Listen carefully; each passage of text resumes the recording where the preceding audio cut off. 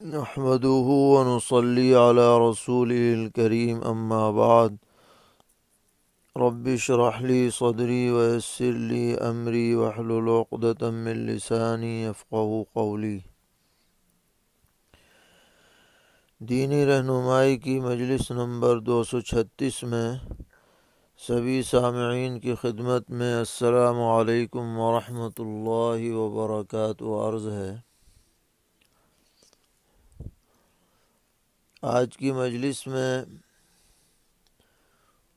متعدد سوالات کرسی پر نماز پڑھنے سے متعلق ہمارے کرم فرما محب گرامی حضرت مولانا مفتی محمد عادل عثمانی صاحب زیدہ کرمہم، جو سورت میں راندیر میں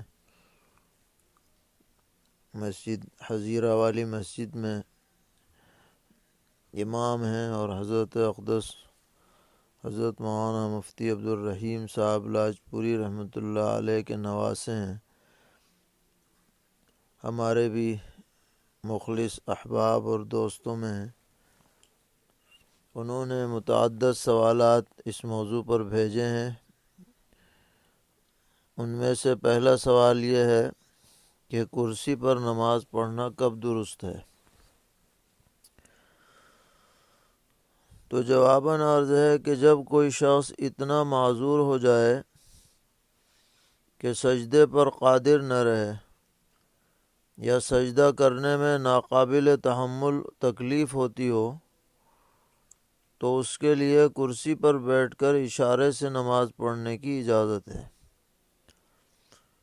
پھر بھی افضل یہ ہے کہ جہاں تک ہو سکے کرسی کے بجائے زمین پر بیٹھ کر اشارے سے نماز پڑھے تو زیادہ بہتر ہے۔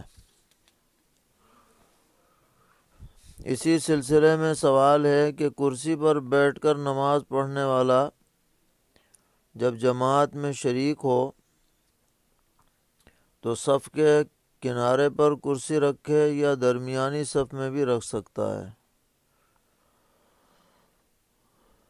جواباً عرض ہے کہ ویسے تو جہاں تک سب پہنچ گئی ہو وہیں پر کرسی پر نماز پڑھی جا سکتی ہے، لیکن بہتر یہ ہے کہ کنارے پر نماز پڑھے تاکہ ظاہری طور پر بھی صف میں انقطاع محسوس نہ ہو۔